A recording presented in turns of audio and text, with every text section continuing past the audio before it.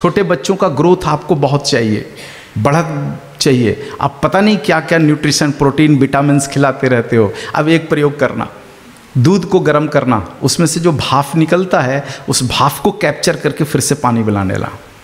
यानी दूध को तोड़ दो, खोआ अलग कर दो और उसका पानी अलग कर दो, और ये पानी बच्चों को पिला करके देखो। जब भी प्यास लगता है तो दूध का पानी पिला करके देखो, दुनिया का कोई भी न्यूट्रिशंस फेल है उसके आगे। वो बच्चा कभी बीमार नहीं पड़ सकता आपको। हाँ, वायुमंडल का तापमान बदल जाने दो, गर्मी बढ़ जाने दो, ठंडी बढ़ जाने दो, कुछ भी हो जाने दो, वायु प्रदूषण में रहने दो, जल प्रदूषण में रहने दो, मिट्टी के प्रदूषण में रहने दो, चेतना विहीन आकाश में रहने दो। यदि आपने गाय के दुग्ध का वाष्पीकृत जल उसको पिलाया है, तब एटमॉस्फेरिक चेंजेज उसके शरीर पर एप्लीकेबल नहीं होता। तो इतना सारा गुण, और ये तो क्या है, संक्षिप्त बात में कह रहा हूँ, ये तो गाय और उसका गव्य और उसका जो विज्ञान है समुद्र की तरह गहरा है। कितना भी बोलते रह जाओ, कम नहीं पड़ने वाला है। तो इतना सारा गुण का खान होते हुए, इतनी सारी विधाओं को अपने में आत्मसात करते हुए, सूर्य का प्रतिनिधि बनते हुए और उस कॉस्मिक एनर्जी की पुत्रियां होते हुए जो गाय यहाँ अवतरित हुई है, इसी विज्ञान को हमारे पूर्वजों ने समझ करके कहा कि यह तो माँ है, गाय नहीं, ये माँ है, और इसको माँ से ही संबोधित किया। इसीलिए हमारे सूक्तों में कहा नमो गोव्य श्रीमतिव्य। नमो गोव्य, पूरा वंश नमन करने के योग्य है, और वैसा ही नमन जैसा नमन हम अपनी माताओं को करते हैं। इसीलिए इसकी तुलना जो है माँ से की जाती है। तो गौवंश को अपनाइए, इसमें गौवंश का कोई भला नहीं कर रहे। हाँ, वो कभी भलाई मांगती नहीं और कभी अपनी मृत्यु का विरोध नहीं करती है। एक ही जीव है सृष्टि में, एक चींटी को मार कर देखो, उसका जितना सामर्थ्य है उस हिसाब से डंस मारेगा। एक सांप को छेड़ कर देखो, जितना सामर्थ्य है उस सामर्थ्य से आपको डंस मारेगा। एक बिच्छू को टच करके देखो, उसको जितना सामर्थ्य है विरोध करेगा। एक गौवंश अकेली जीव है जो अपनी मृत्यु और हत्या का विरोध नहीं करती, विलाप जरूर करती है। किसके लिए विलाप करती है? इसलिए विलाप करती है क्योंकि उसको समझ है कि मैं तो सृष्टि के 84 लाख जीव जंतु और वनस्पतियों के संवर्धन के लिए सूर्य के द्वारा भेजी गई प्रतिनिधि हूं, लेकिन ये मूर्ख मनुष्य जिस डाल पर बैठा है उस डाल को ही काट रहा है। इस मूर्खता का आभास करके गाय मात्र विलाप करती है, वरना ये छोटे मोटे कसाईयों को तो यूं सिंह में उठा के वो फेंक दे सकती है कि प्राण निकल जाए उनका। इतना तो सामर्थ्य होता है हमारे गौवंश में, लेकिन कभी मृत्यु का विरोध नहीं करती। तो क्या ज्ञानी नहीं है? वो बहुत ज्ञानी है? तो इसलिए देखो, कई लोग कहते हैं जी मैं गौवंश का रक्षा करता हूँ। अरे भाई, आप कहाँ से और मैं कहाँ से गौवंश का रक्षा करूँगा? गौवंश तो संपूर्ण सृष्टि की रक्षा के लिए पहले से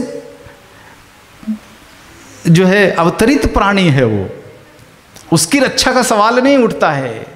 सवाल उठता है हमारी रक्षा का, जो मात्र गौवंश से हो सकता है। यतो गावस्ततो वयम, हमारे वेद स्पष्ट कहते हैं यतो गावस्ततो वयम। इस पूरे सृष्टि में मनुष्य नाम की प्रजाति का अस्तित्व है तो मात्र गौवंश के कारण है। गौवंश खत्म हुआ, मनुष्य का अस्तित्व खत्म हो जाएगा। और देख लो खत्म हो रहा है। 1945 का भारत, 34 करोड़ गौवंश था यहाँ पर, और 32 करोड़ हमारी जनसंख्या थी। उस समय एवरेज मनुष्य की आयु 100 साल की थी, 100 साल मनुष्य जीता था। अब क्या हुआ? 130 करोड़ हमारी जनसंख्या और 4 करोड़ गौवंश की जनसंख्या। अब अभी हमारी आयु कितना है? एवरेज 65 साल।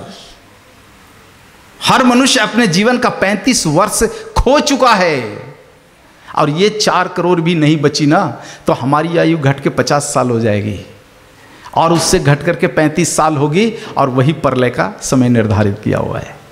इसलिए पृथ्वी को प्रलय से बचाना है, अपनी आयु और अवस्था को बचाना है। आने वाली पीढ़ियों को यदि पुरस्कार में कुछ देना है तो गौवंश को दे दो। उसकी रक्षा का सवाल नहीं है, स्वयं की रक्षा का सवाल है।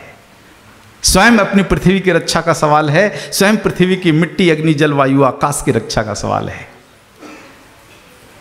तो गौवंश बचे, इसके लिए हम लोगों ने गाय के गव्यों से चिकित्सा का एक प्रावधान शुरू किया।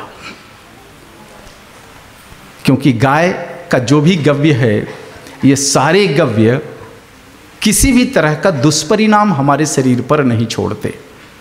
तो अंतर्राष्ट्रीय रूप से ये मान्यता प्राप्त है कि गाय के गव्यों का शरीर पर एप्लीकेशन किया जाए, किसी भी जीव के शरीर पर या किसी भी वनस्पति के शरीर पर, तब उसका कभी भी साइड इफेक्ट नहीं होता, दुष्परिणाम रहित है, इसमें से कोई गलत परिणाम नहीं होता है। आपके पास यदि कोई एक्सपर्ट नहीं है और अपने गाय के गोबर का रस पी लिया, कुछ भी नहीं हो सकता नुकसान आपका। आप प्रतिदिन गाय का दूध पीते हो, कोई एक्सपर्ट से राय लेने की ज़रूरत नहीं, कुछ भी नहीं हो सकता। गाय है, गोमूत्र सीधा छान करके पी लो, कोई दुष्परिणाम नहीं होता। गाय का दही खा लो, कोई दुष्परिणाम नहीं होता। गाय का मक्खन खा लो, कोई दुष्परिणाम नहीं होता। गाय का घी खा लो, कोई दुष्परिणाम नहीं होता। गाय का मूत्र पी लो, गाय के मूत्र से बना हुआ अर्क पी लो, कोई दुष्परिणाम नहीं होता। इन चीज़ों का कोई दुष्परिणाम नहीं होता, क्योंकि ये सभी प्रकृति के शुद्ध स्वरूप वाले तत्व हैं और उन्हीं से हमारा शरीर बना हुआ है। तो जिन चीज़ों से शरीर बना है उनको शरीर में डालोगे तो उसका दुष्परिणाम नहीं हो सकता। इसलिए आने वाले दिनों में और वर्तमान समय में जितनी भी बीमारियां हैं, इन बीमारियों को गाय के गव्यों से निश्चित रूप से पूरी तरह से ठीक किया जा सकता है। और उसी को ठीक करने की जो टेक्नोलॉजी है, उसका जो ज्ञान है, ये हमारे गवसिद्धों के पास होता है, जो आपके छत्तीसगढ़ में लगभग 100 गवसिद्धर हैं। मेरा जो विनम्रतापूर्वक निवेदन आपसे है कि आप इनको एक बार प्लेटफार्म दो और फिर देखो कि गाय आपके जीवन को कैसे जो है सुखी, समृद्ध और निरोग मुक्त जो है वो बना देने में बहुत सक्षम है। तो समय हुआ है, हो गया है समय? हाँ, तो समय हो गया है। तो समय की मर्यादा रखते हुए मैं संवाद को यहीं पर छोड़ देता हूँ। पूर्ण तो नहीं कह सकता, छोड़ देता हूँ, लेकिन देखो, लेकिन थोड़ा समय दो, क्योंकि मैंने जो विषय रखा है इनके सामने, बहुत सारे लोग नए हैं और उनके मन में कोई शंका, कुछ प्रश्न उठ रहे होंगे। तो जरूर आप प्रश्न पूछिए, लेकिन संदर्भ गाय का हो।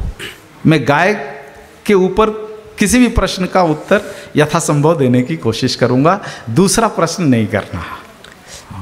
कार्यक्रम